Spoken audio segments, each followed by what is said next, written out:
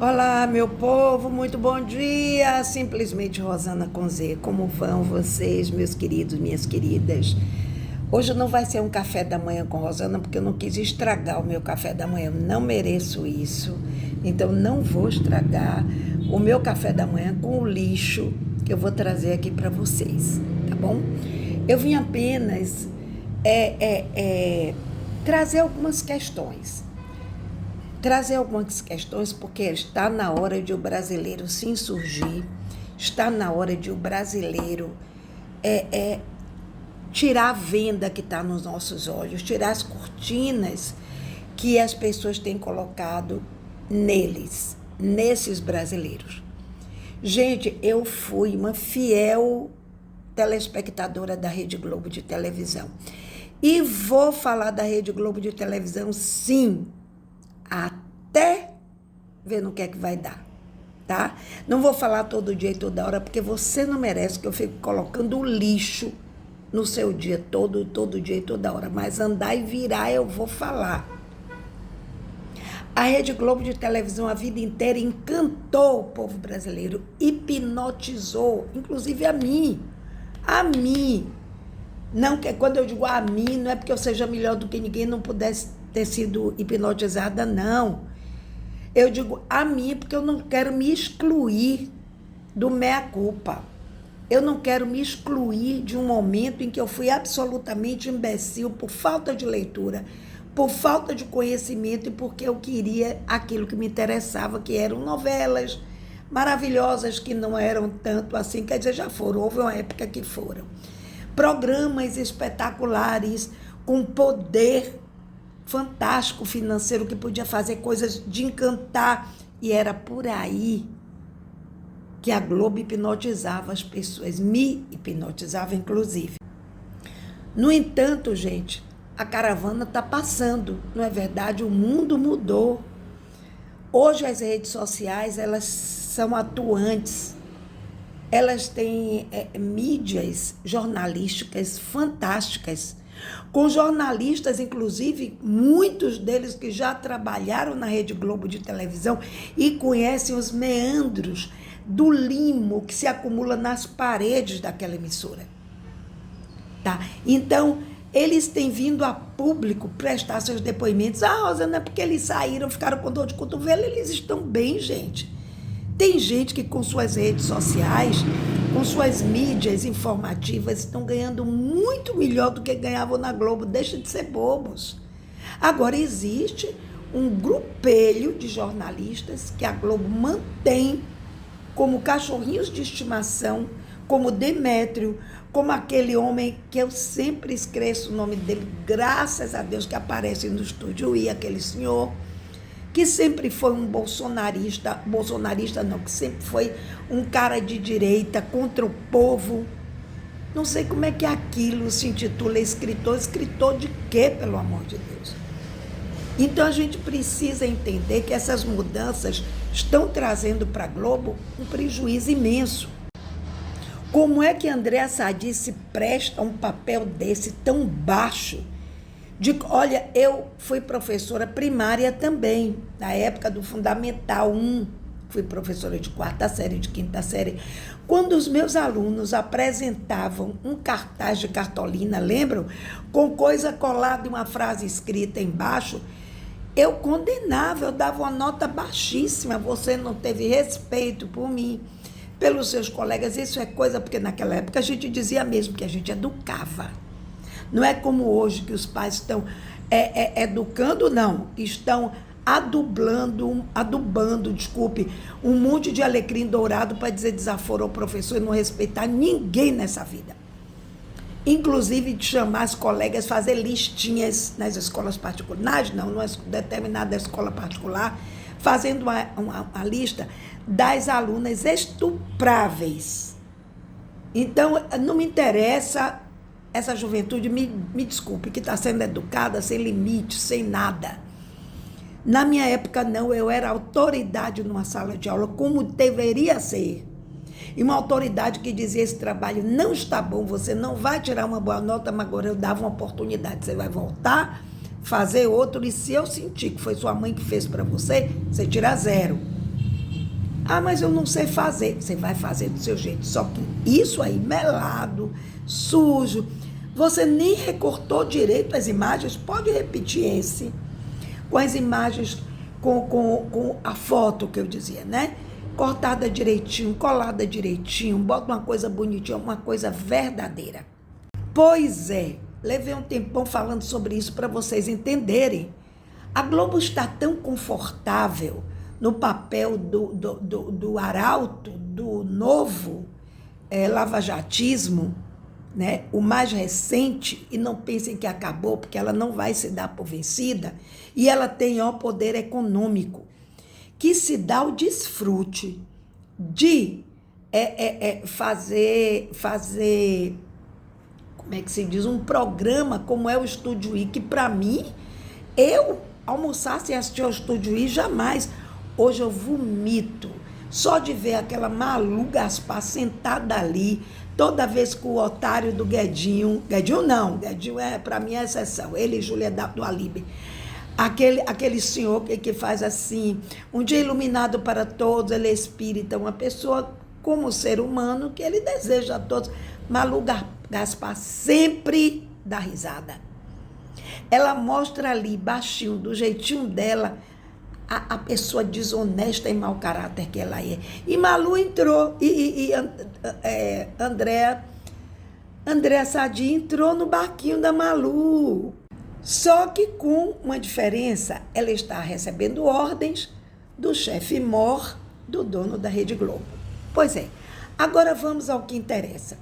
Colocaram lá um cartaz de todas as conexões que Vorcaro fez.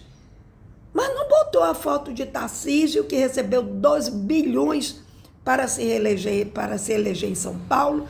Não colocou a foto direito do Nicolas, botou uma coisinha pequenininha que você quase não vê, que tomava carona no jatinho de Vorcaro. Não colocou os partidos políticos, as siglas, nada, só colocou a sigla do PT, certo? E de Lula, como se tivesse uma conexão entre Vorcaro e a extrema-esquerda. É preciso que o povo brasileiro saiba, vá ler, vá se inteirar, entre no site da Justiça Federal, que vocês vão ver, está tudo lá documentado. Que, sinceramente, as pessoas não conseguem entender, não tem ninguém da esquerda envolvida com Vorcaro, não tem. O que foi que a Globo fez? Insuflou para que se investigasse Lulinha, investigaram e aí nada para ninguém. Agora, o tempo todo ela esconde Flávio Bolsonaro. Então está na cara que a Globo está trabalhando pela extrema-direita, pelo PL descarado, pelo Flávio Bolsonaro, líder de uma rachadinha. Flávio Bolsonaro recebeu dinheiro de Vorcaro, Tarcísio de Freitas recebeu, Zema recebeu, Nicolas recebeu pelo menos até onde se saiba, as viagens de jatinho para ele fazer campanha política para ele mesmo. Quer dizer, um monte de gente envolvida. O que é que a Globo faz? Coloca a foto eu esqueci o nome dele, que foi a pessoa que abriu o processo contra Vorcaro, contra o Banco Master, melhor dizendo. Está lá o nome do homem, a conexão do homem, sabe qual foi? Foi ter descoberto o que aconteceu. Então vamos ter muito cuidado. Sabe por quê? Porque esse André Mendonça, ele foi indicado por Bolsonaro como um evangélico, como foi? Um homem terrivelmente evangélico. Eu tenho medo.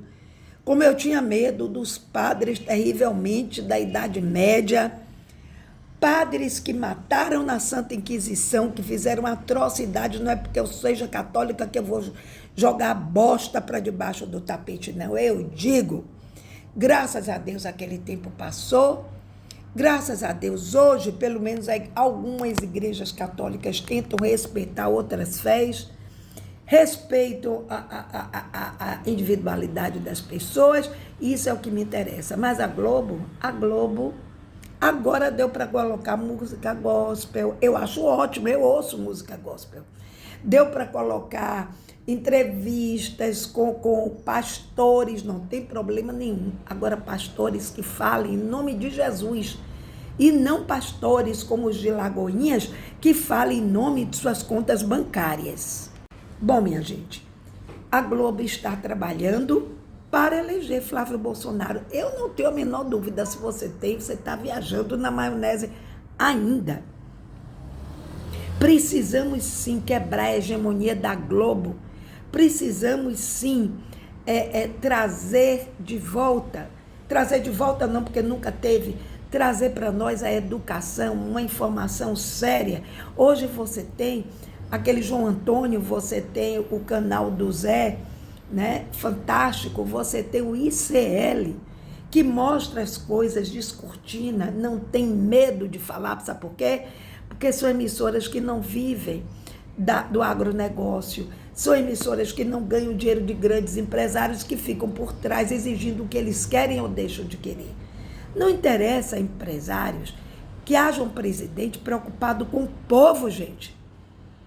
Acorda, eu sempre disse aos meus colegas na época em que eu era do sindicato, e mesmo depois que eu saí dele, e antes mesmo de entrar, eu dizia o seguinte: na hora que eu for fazer minhas escolhas, eu não tenho que pensar nas escolhas que o meu patrão está fazendo, porque seguramente as escolhas do meu patrão não serão as minhas. Então, se você vota num cara que rouba, que fez rachadinha, que na hora do discurso de falar que presidiário não tinha que ter direito a nenhum tipo de ajuda se tivesse doente, que morresse lá dentro, como Flávio Bolsonaro disse, que esculhambasse os direitos humanos. Agora, quando o pai dele está na situação que está, e parece que Deus faz as coisas certas, ele vem a público primeiro pedir pelo pai, falar dos direitos humanos. Ele sempre esculhambou os direitos humanos, ele é a família dele. O Bolsonaro dizia direitos humanos para humanos direitos. O que é isso? Direitos humanos são direitos humanos para todo e qualquer, o negro, pobre, feio, bonito.